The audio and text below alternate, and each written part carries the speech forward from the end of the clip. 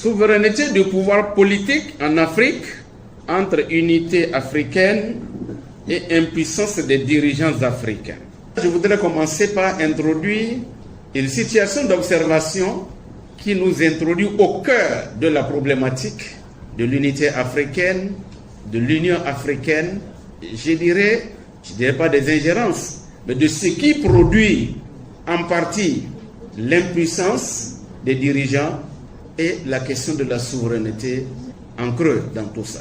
J'ai été nommé ministre des Affaires étrangères le 30 mai 2011, en pleine crise libyenne. Et comme vous pouvez le comprendre, mon premier dossier de politique étrangère était le dossier libyen. Le premier sommet de l'Union africaine auquel je prenais part avec le président Boni Yayi fut celui de juillet 2011 à Malabo en Guinée équatoriale. Avant l'ouverture de la session comme à l'accoutumée, la conférence des chefs d'État et de gouvernement, l'instance suprême de l'organisation, organise, je dirais, un huis clos des hauts représentants du continent. Et ce huis clos, souvent se tient à l'exclusion de tout autre qui n'a pas le même rang qu'eux. Et donc, les ministres des Affaires étrangères sont exclus de ce premier huis.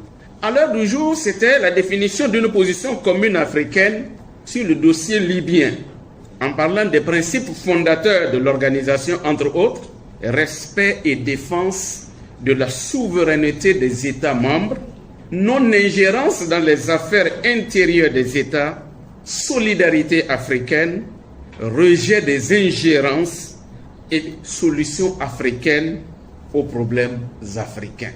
C'est intéressant comme projet. Mais pendant ce temps, ou quelques mois plus tôt, le Conseil de sécurité des Nations Unies avait voté une résolution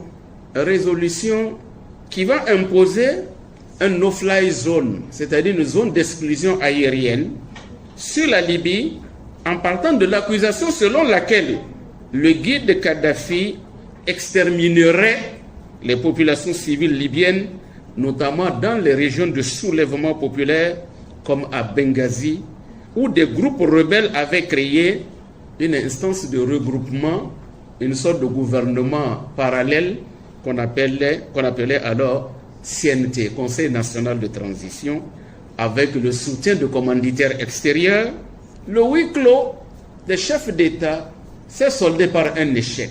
Je vois encore en image le Premier ministre éthiopien Meles Zenawi, le président Paul Kagame et autres qui étaient radicalement opposés à toute position commune africaine sur la question libyenne. Je ne comprenais pas. À défaut de consensus, le dossier libyen a été juste évoqué et considéré comme désormais relevant de l'autorité du Conseil de sécurité des Nations Unies. L'Afrique se dégage d'un problème qui le concerne et le reporte à une instance internationale. Quelques mois plus tôt, bien sûr, le 17 mars 2011, les 3 pays africains, membres non permanents du Conseil de sécurité des Nations Unies, venaient de voter la résolution que j'ai évoquée tout à l'heure, la 1973 du Conseil de sécurité, qui imposait la zone d'exclusion aérienne avec la mention, tenez-vous tranquille, to protect by all means the civilian population, c'est-à-dire protéger par tous les moyens les populations civiles libyennes contre le guide Kadhafi, c'est-à-dire le chef de l'État libyen accusé d'extermination contre son propre peuple. Il s'agissait de l'Afrique du Sud, du Gabon et du Nigeria. Notez bien, Afrique du Sud, Gabon et Nigeria qui représentaient l'Afrique au Conseil de sécurité en ce moment. On comprend alors pourquoi cette impossibilité de dégager une position commune africaine sur la question libyenne. Ils ont voté la résolution. Une autre position ici contrarierait les choix opérés déjà. Une mission donc de médiation, c'était le maximum qu'on puisse faire. C'était du dilatoire. Mais une mission de médiation africaine de la déchéance a été mandatée pour se rendre à Tripoli. Mais après l'adoption de la résolution, le contrôle de l'espace aérien libyen est passée aux mains des puissances étrangères, les pays de l'OTAN. La délégation de chefs d'État africains a tenté de négocier cette fois-ci avec la France de Sarkozy et avec les États-Unis d'Obama en vain pour obtenir l'autorisation de survoler l'espace aérien libyen pour aller se poser à Tripoli. Refus systématique donc des puissances de l'OTAN. Les chefs d'État africains, la mort dans l'âme, sont restés cloués au sol. Ils ne pouvaient pas accéder à la Libye. La mission de médiation a été annulée de fait par l'impossibilité d'accéder au territoire libyen. Ironie du sort, le président sud-africain était lui-même membre de cette délégation. Les conséquences de la résolution qu'il a votée aux Nations Unies l'empêchent de mener une action au nom de l'unité africaine, au nom du panafricanisme, en tout cas, disons de l'Union africaine. Par la suite, le Conseil de paix et de sécurité de l'Union africaine n'arrivait pas, lui aussi, à adopter une position commune africaine autour de la reconnaissance du CNT, Conseil national de transition libyen.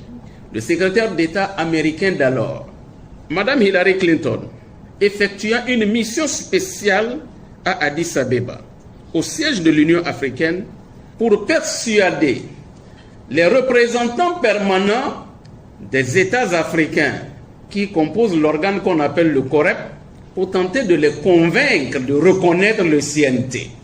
Vous imaginez? C'est une puissance étrangère qui vient convaincre les États africains de reconnaître un gouvernement non souverain, rebelle, qui tentait de s'installer. On est alors engagé dans une opération ouverte de changement de régime contraire au droit international, mais avec la complicité de dirigeants africains. Le dernier grand panafricaniste, encore influent à l'époque, et à l'initiative de qui nous avons connu l'évolution de l'Organisation de l'Unité africaine OUA à l'Union africaine dans sa forme que nous connaissons, au sommet qui s'est tenu à Sirte en Libye en 1999. Le Bénin, mon pays, a tenté de résister à sa manière, mais a fini par abdiquer. Lorsqu'en octobre 2011, le président Kadhafi était tué, son système en voie de démantèlement et la réalité du pouvoir entre les mains des rebelles du CNT, le CPS, Conseil de paix et de sécurité de l'Union africaine, s'est réuni d'urgence et a adopté une résolution de reconnaissance du CNT. Où est le panafricanisme? Où est l'unité africaine? Où sont les valeurs et principes de l'unité africaine contenus dans l'acte constitutif de l'Union africaine adopté à Lomé le 11 juillet 2000? Quid de la solidarité africaine dans la défense de la souveraineté des États membres? Puis ce sont les principes et les valeurs. Impuissance ou division selon les intérêts nationaux des différents pays, ou encore prédominance des agendas, des ingérences extérieures, ou c'est ensemble à la fois pour expliquer ce qui s'est passé en Libye. En observant la structure du vote de la résolution 1973 au Conseil de sécurité des Nations Unies qui a autorisé l'intervention en Libye, sur les 15 membres du Conseil de sécurité, vous savez, il y a 5 permanents, les 5 grands, et 10 non permanents. L'Afrique dispose de 3 voix et les décisions se prennent à la majorité absolue, c'est-à-dire qu'il faut 8 voix au moins sur 15 avant qu'une décision ne soit validée. Pour la résolution 1973, tenez-vous tranquille, la résolution a été adoptée par 10 voix pour, 5 abstentions, 0 contre. Je dis bien 10 voix pour, 5 abstentions, 0 contre. C'est-à-dire, moins les 3 voix des 3 pays africains, il aurait 7 pour, et donc la résolution n'aurait pas été prise. Donc c'est avec la complicité de l'Afrique, le consentement de l'Afrique que la résolution a été adoptée. Ici, l'Afrique a invité, par ses représentants, une intervention extérieure contre un pays souverain, membre de l'UA. Ingérence voulue ou sous influence de puissances extérieures? Point d'interrogation.